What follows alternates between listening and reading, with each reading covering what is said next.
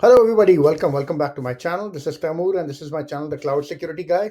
Now, the AI world is like buzzing all over, right? If you've been watching the news about AI, thanks to the new OpenAI update, and during a live event this week, OpenAI released the new version of the GPT-4 model, which is GPT-4o, which has been like really very cool capabilities. Now it can reason across audio, video, vision, and text. And this new model is being called GPT-4o. It's already, if you watch that movie Her, there's a movie called Her in which there's an AI which talks and it can hold conversations just like a regular person, right? Already there's a lot of comparisons being drawn to that movie. So it seems to be like a huge leap forward, and like it's free to use, and the demos were really really impressive, which we're going to talk about.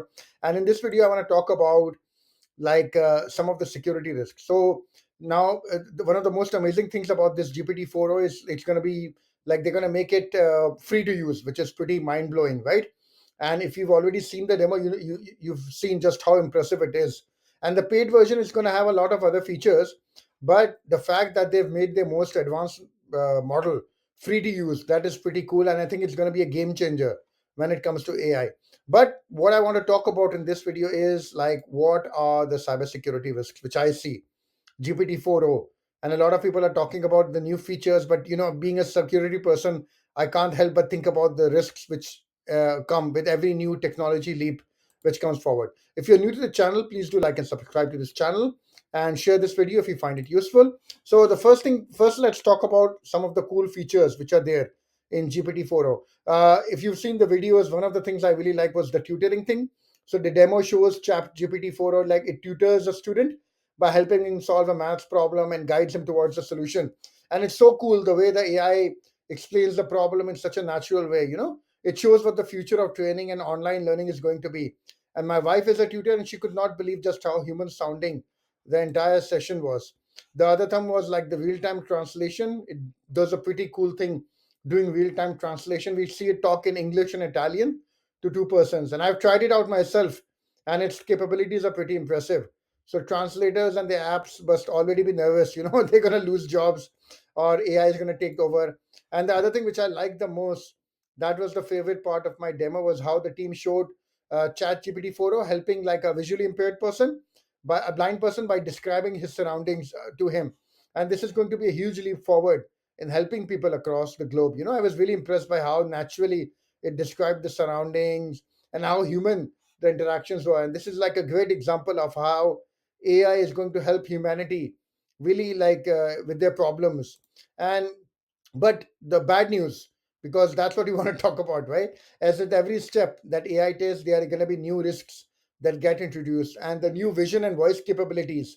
I mean, I'm sure a lot of cyber criminals are going to be taking advantage of them, and that's what I want to talk about in this video. Like a few of the risks which I could think about just from looking at the features there. And Gen AI risk already have Gen AI already have risks like data breaches and privacy. So I don't want to talk about that. I want to talk about some of the new things which are now possible with this version of ChatGPT 4o. So the first one I want to talk about is social engineering. I call it social engineering version 2.0. Why? Because the voice capabilities are going to be really, what do you call, messed up when it comes to cybercrime. Now, natural sounding AI that can engage in human like conversations, they're going to be like a cyber criminals. They're going to be so happy with this, right? Because now we've already seen like people using what do you call voice based AI to do phishing, but now it's going to be crazy because the improved multimodal capabilities of GPT-4, these are not something cyber criminals are going to ignore, right? And they will make it possible to cyber criminals to generate like real time AI driven phishing attacks, voice phishing, and people can be tricked into revealing sensitive information or authorized transactions because they will think they're talking to a legitimate person, right? Now, these attacks are not new, but the scale and sophistication is going to massively increase with these sort of conversational AI, which are so powerful. The other one is AI powered malware. Now, again, AI powered malware is already here. I mean, last year itself, I'll show you, it was revealed that malware, which is driven by Gen AI, was already released. But what really stood out to me and I want to talk about. So, this is what I want to talk about. This is what I wanted to show you from last year.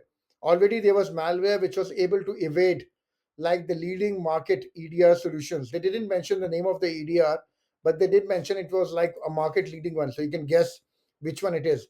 But what really stood out to me in the demo, they showed an example of an AI, two AIs talking to each other, interacting and singing. And that is something which is really going to be game changing when it comes to cybercrime. So you can imagine an AI training another AI to evade controls and become better at compromising environments, right?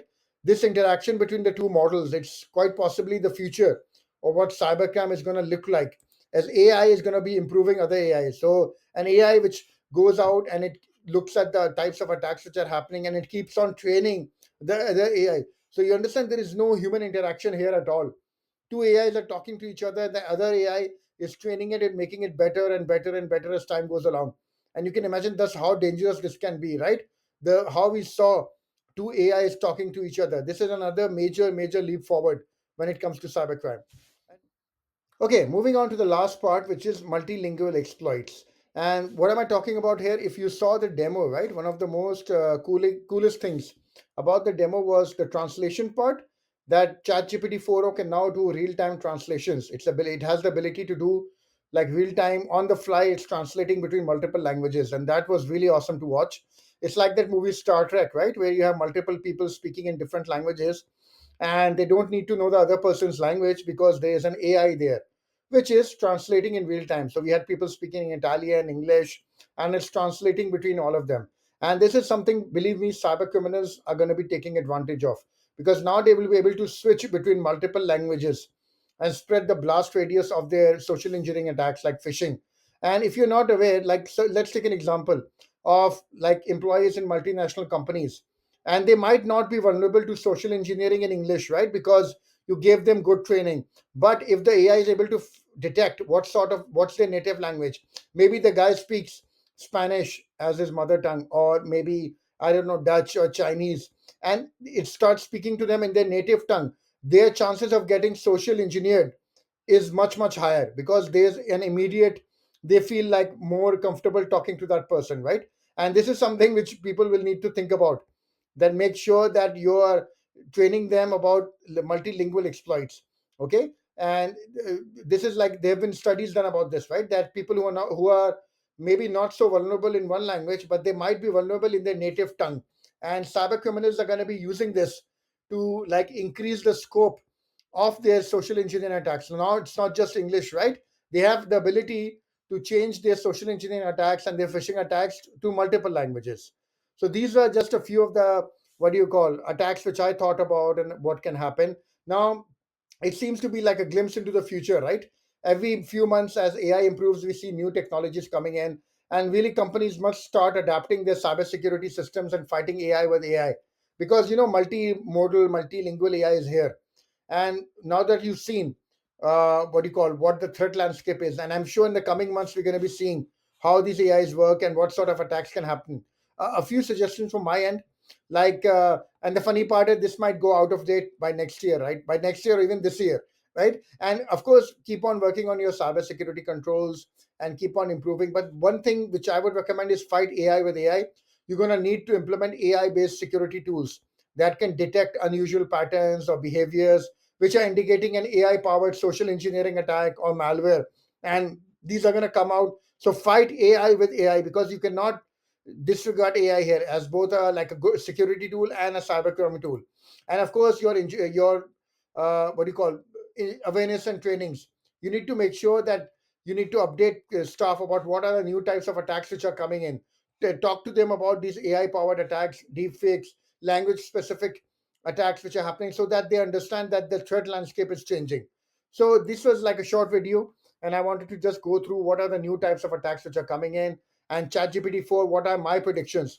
So these were the three predictions which I talked about. New types of social engineering because of the conversational skills, new types of malware as AI is going to be training other AI, and of course, multilingual attacks. Okay, these are the three ones I wanted to talk about. If you found this video useful, please do like and subscribe to this channel. Thank you so much, and I'll see you in the next video.